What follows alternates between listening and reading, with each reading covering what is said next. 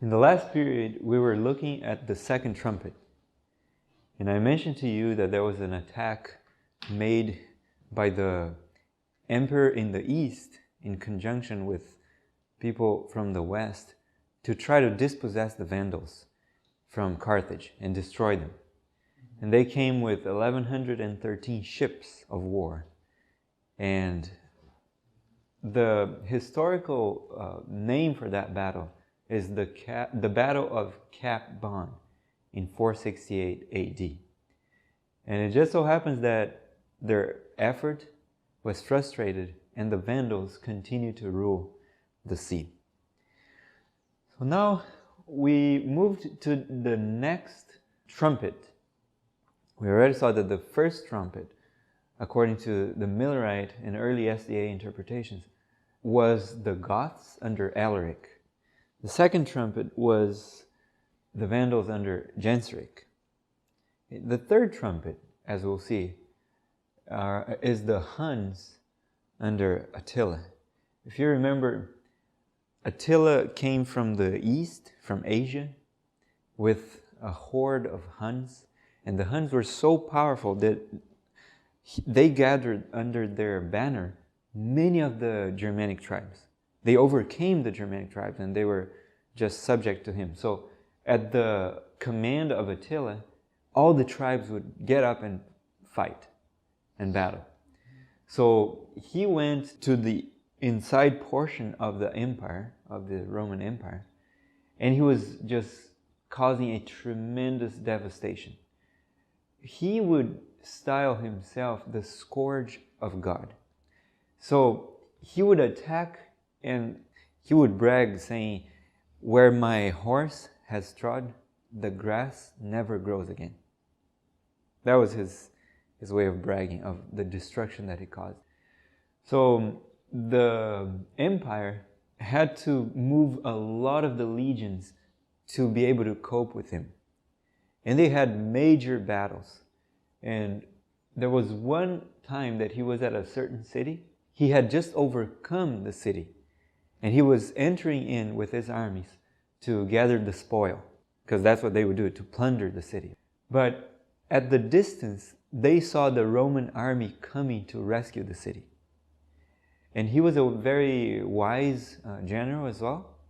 So what he did was he ordered his army to leave the city without getting anything, just go. And they followed him. And he went to a larger field where he could maneuver the horses, because their principal force of attack was the horse. So they would need a larger place for the maneuvers. So when he went there, he was waiting for the enemies to come. And I think for 2 years, he was devastating the empire. And all the other Germanic tribes under his control were just subject to him. They were very submissive. They didn't take any stand on their own. They would be following him.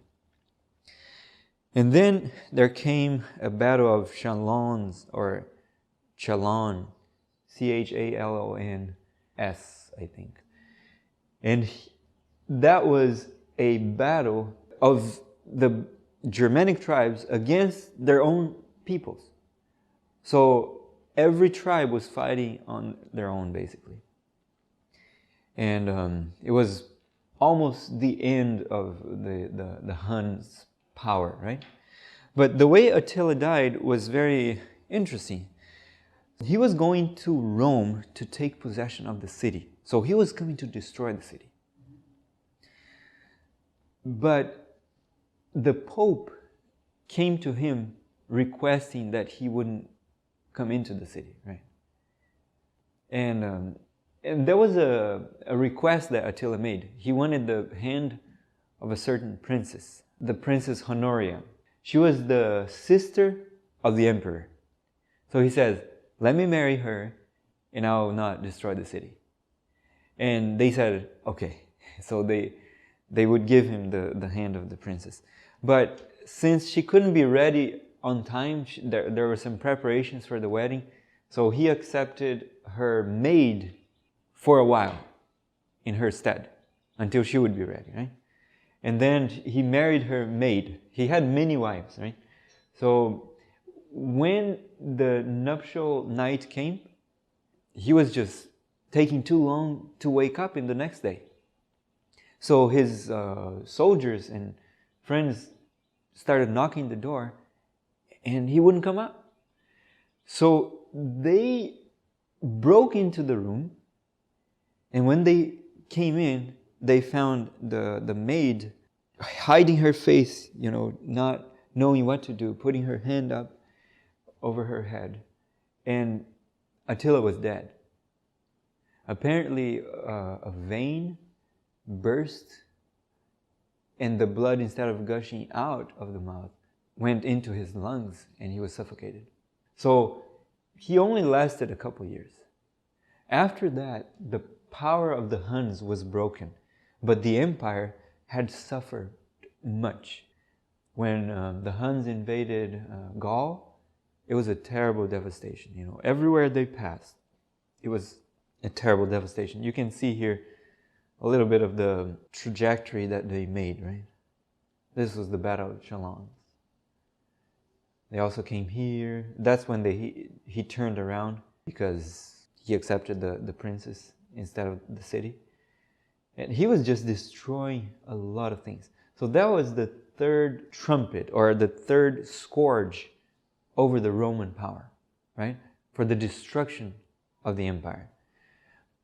Uriel Smith in Daniel in the Revelation says, "It is here premised that this trumpet has allusion to the desolating wars and furious invasions of Attila against the Roman power, which he carried on at the head of his hordes of Huns." Speaking of this warrior, particularly of his personal appearance, Mr. Barnes says, "In the manner of his appearance, he strongly resembled a brilliant meteor flashing in the sky. He came from the east, gathering his Huns, and poured them down, as we shall see, with the rapidity of a flashing meteor, suddenly on the empire. He regarded himself also as devoted to Mars, the god of war, and was accustomed to array himself in a peculiarly brilliant manner, so that his appearance, in the language of his flatterers, was such as to dazzle the eyes of the beholders." In speaking of the locality of the events predicted by this trumpet, Mr. Barnes has this note: "It is said particularly that the effect would be on the rivers and on the fountains of waters. If this has a literal application, or if, as was supposed in the case of the second trumpet, the language used was such as had reference to the portion of the empire that would be particularly affected by the hostile invasion, then we may suppose that this refers to those portions of the empire that abounded in rivers and streams, and more particularly those in which the rivers and streams had their own origin, for the effect was permanently in the fountains of waters. As a matter of fact, the principal operations of Attila were on the regions of the Alps, and on the portions of the empire whence the rivers flow down into Italy. If you look at the third trumpet, you will see that this star that falls from heaven falls on the fountains of waters. The fountains of waters for Europe, for the big rivers, are the Alps. That's where Attila worked on and attacked. The principal operations were there. So you can see how the application of the prophecy fulfills correctly in Attila's attacks. So how about the fourth trumpet? How was the Millerite and early SDA interpretation? The Heruli under Odysseus. So Uriel Smith in Daniel Revelation says, "We understand that this trumpet symbolizes the career of Odysseus, the barbarian monarch who was so intimately connected with the downfall of Western Rome. The symbols, the sun, moon, and stars, for they are undoubtedly here used as symbols, evidently denote the great luminaries of the Roman government, its emperors, senators, and consuls." So one of the first things that Odysseus did once he entered Rome was to depose the emperor. So, who was the first Roman emperor? The first Roman emperor, his name was Octavius, but his assumed name was Augustus, right? Augustus Caesar. He was the nephew of Julius Caesar. Julius Caesar was the first great ruler, but he wasn't the first emperor, right? So Augustus was the first emperor. Now, who was Romulus? According to the annals of Rome, who was Romulus? Romulus was the founder of Rome, and he was the first king of Rome. It's interesting to notice that the last emperor of Rome had the name Romulus, and his name was Augustus, but they changed his name to Augustulus, which means little Augustus. And the reason is he was very young. His father, Orestes, wanted to rule, but for some reason he didn't want to be the emperor. So he let his son be the emperor. So when Odysseus enters Rome, he deposes Romulus Augustulus on September of 476. That's considered the end of the Roman Empire. That date is considered the end of the Western Roman Empire. He then banned the deposed emperor and reigned for some time. He didn't kill the emperor, he banned him. Having made a law that the church could not alienate its own property, he incurred the enmity of the papacy, and the papacy was determined to destroy him. Can you believe that? He said the church cannot alienate, that means to give away or to dispose of its own property. It's a sacred property. He made that law. The papacy was furious. They said, how can he do that? And try to tell us what we can do and what we can't do. So they were furious and they wanted to destroy him. So they arranged or plotted with Theodoric, the Ostrogoth, that he should ask the Emperor Zeno to allow him to have Italy and fight against Odysseus. And that's what Theodoric did. He wrote a letter to Zeno in which he said basically, let me fight this man that is causing problems to the church, and I'll fight for you. If I die, you'll just have gotten rid of some expensive friend. And if I win, then it will be better. Italy will be relieved of this. So Zeno allowed him to do that. Allowed him to fight against Odysseus. And he went and besieged Odysseus for 3 years in Ravenna. At last, Odysseus signed a peace treaty. And after he signed the peace treaty, I think 10 days later, there was a banquet. And he was murdered in the banquet. So Theodoric now became the ruler of Rome and of Italy and of Ravenna and everything. So amazingly enough, the Heruli were Arians. It was a belief that had originated, at least became prominent with Arius. And Arius was, the way he was believing was that Christ was created. That Christ was a created being. And the Catholic Church didn't believe that Christ was a created being. So they made war against that belief. And the Heruli were Arians. They believed that. But amazingly enough, the Ostrogoths were also Arians. So you may think, why would the papacy want to put the Ostrogoths to fight against the Heruli if they were both Arians? if they were both enemies of the papacy. Now the Catholic, or the papacy will never think twice before they put two of their enemies, even though one will replace the other.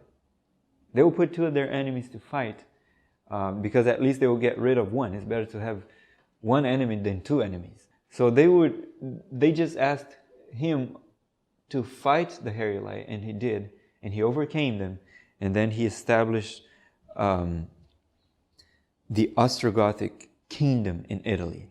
And believe me or not, the peace that ruled in Italy when the Ostrogoths were reigning was unbelievable, was amazing. There was a saying that was like this: one could leave a purse of gold in the field and you would be safe. Such was the rule of the Ostrogoths in Rome. They really established law and order. There was one time that the Ostrogoths came to a city, and they overcame a city, and they wouldn't take the booty, they wouldn't take the spoil, because they had not received the command that they could do that from their ruler. Now, if you understand anything about wars, especially in the past, as soon as they had any chance, they would take the booty, right? They would take the spoil. But these guys were waiting because the commander didn't say anything, so let's just wait. This is amazing. So it was very orderly. There was another characteristic of Theodoric. He believed in separation of church and state. And for that reason, the papacy wanted to destroy him as well. He wouldn't take part in the election of the popes. Although sometimes both parties were requesting him, please endorse us, endorse our candidate. You know, when the popes were elected, the cardinals were divided in parties, trying to elect one or the other. So he wouldn't take part. He would keep a total separation of church and state. The church was defended just like any other building or property was defended. And the bishops and the clerics were arraigned before tribunals just like other people. And they hated him for that, because they wanted privileges above the other people. And his own mother became Catholic. That means left Arianism and became Catholic. And he didn't do anything. He just let her choose whatever she wanted.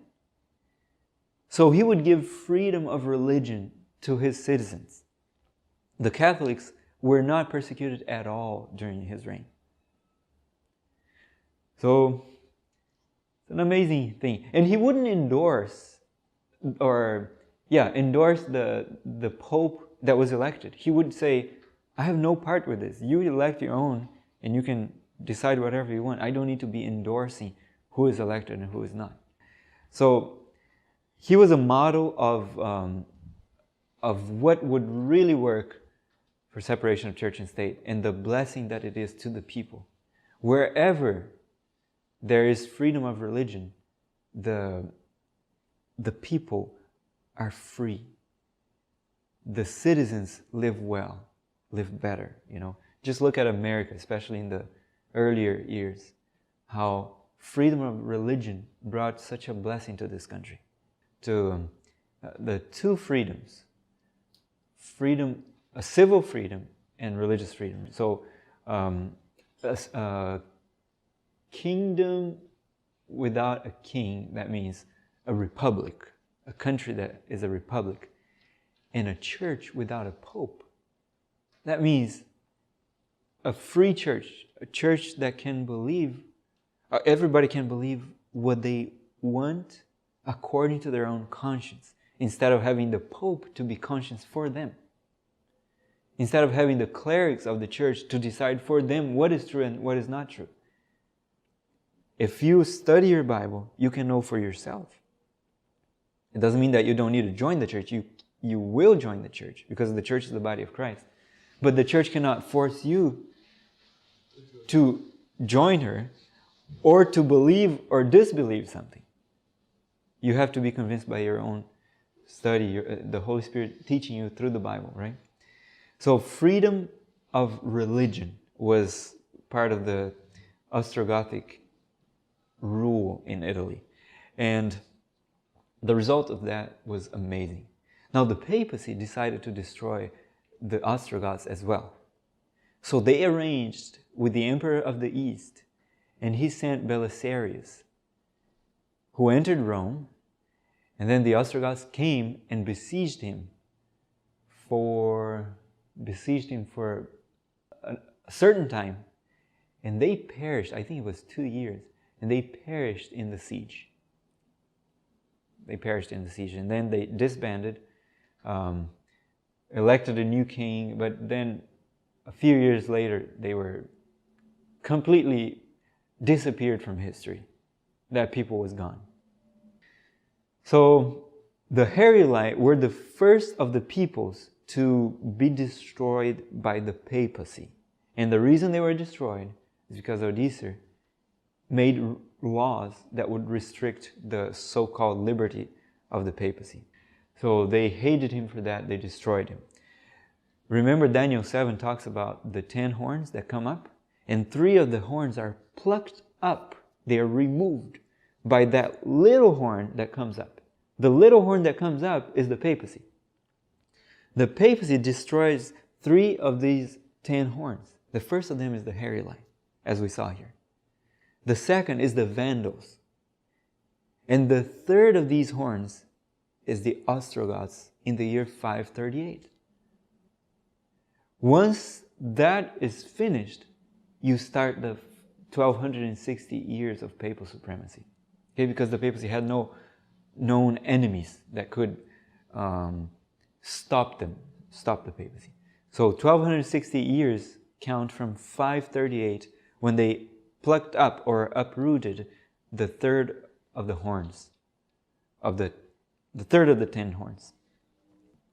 So in the 4th trumpet it says that the third part of the sun was smitten, and of the moon and of the stars. During the reign of Odoacer, the sun was smitten, which is the emperor, or the office of emperor in the West was abolished. So he deposed the emperor, and he didn't become an emperor. He became a king. He said, this office is closed. There's no more. And so that was the smiting of the sun. Now, during the reign of the Ostrogoths, the moon and the stars were still shining. That means they didn't end the Senate and the consuls. But Justinian, after the destruction of the Ostrogoths, he then ended the consuls. Let's read here. It says, but in their prophetic order, the consulship and the Senate of Rome met their fate, though they fell not by the hand of Vandals or of Goths. The next revolution in Italy was in subjection to Belisarius, the general of Justinian, emperor of the East. He did not spare what the barbarians had hallowed. The Roman consulship, extinguished by Justinian, AD 541, is the title of the last paragraph of the 40th chapter of Gibbon's History of the Decline and Fall of Rome. The succession of the consuls finally ceased in the 13th year of Justinian, whose despotic temper might be gratified by the silent extinction of a title which admonished the Romans of their ancient freedom. Then we come to the end of the 4th trumpet. Do you see how historically these trumpets were fulfilled? Were you able to see that, as we showed? That's what the Millerites believed. That's what they wrote about. That's what the early pioneers wrote about. And when you get to the 5th and the 6th trumpet, you have even Ellen White in great controversy confirming what the Millerites were teaching. So the people today that are taking these trumpets and putting them all in the future, or interpreting them in a different way, amazingly enough, they are going even against the spirit of prophecy. It's surprising. Recently I saw somebody interpreting these trumpets to be like during the plagues. When the plagues are falling, oh, that's when the star comes from heaven and hits the earth and many people die because of the shock and whatever. I was so surprised. An Adventist, a long-time Adventist, believing such a crooked interpretation. And in further inquiry, I understood that it's not the first time that that person is doing this. That person repeatedly fell into futurism. Now, can we talk about it a little bit in 2 minutes? And then we'll stop here and we'll continue tomorrow by God's grace. So, the reformers were all interpreting the little horn to be the papacy. When we talk about John Wycliffe, John Huss, Martin Luther, Zwingli, Calvin, everybody, they were interpreting the little horn, the men of sin, and the Antichrist to be the papacy. That caused a revolution. It caused the Reformation. And many countries were accepting the Reformation. What did the papacy do in order to oppose this? Have you heard of the Counter-Reformation? Have you heard of the Council of Trent? It started in the 1540s and it lasted about 18 years. One council. One council of the Catholic Church, the Council of Trent, lasted about 18 years. And in that council, they wanted to oppose the Reformation, to counteract the Reformation. In that council was created the Order of the Jesuits, if you understand what that means. In Great Controversy, Ellen White describes this. They were the champions of popery. There was no evil that was so vile for them to commit. They would do anything. You just read their vow, you're amazed. And that they actually practiced throughout history. Okay? So in that council was created the Order of the Jesuits. And there were two men appointed in that council to bring up different interpretations than the reformers were having. The reformers were saying, oh, the men of sin is the papacy. The Antichrist is the papacy. And the little horn is the papacy. So these two men created two different conflicting theories. One is called preterism, for the past. The other is called futurism, for the future. In both of them, they interpreted the symbols to be something completely different than what the reformers were saying, than the Catholic Church. So the papacy was not anymore the Antichrist, because the Antichrist is somebody that will come in the future. It has nothing to do with the papacy, right? Francisco Ribera, he created futurism. The other man, Luis de Alcázar, created preterism. That means Nero, the Emperor Nero, was the Antichrist. And the little horn was Antiochus Epiphanes, a Syrian king. Right? So both of these interpretations left the papacy out of the prophecies that would speak against her. And today, almost all the evangelical churches believe in futurism. You know the movie or the series Left Behind? They talk about how the Antichrist will come in the future and they're rebuilding Jerusalem, and then he will sit in the temple of God in Jerusalem here in Palestine, right? So he will sit in the temple of God for 3.5 years, and then the church is secretly raptured. This is all based on futurism, all based on Francisco Ribera's teaching. It was to avoid the Catholic Church being the system of Antichrist, right? And then preterism, I think the official belief of the Roman Church is preterism. So as you see, the interpretation the reformers had is being forgotten. There's basically only a few people that believe in what the reformers believe in the Reformation, which is historicism. You have historicism, preterism, and futurism. Historicism believes that the papacy is the Antichrist and interprets the symbols like that. So I would invite you to study more about this and look into this. Okay, we finished the fourth trumpet, and we will begin tomorrow with the woes and the last trumpets to understand what they mean.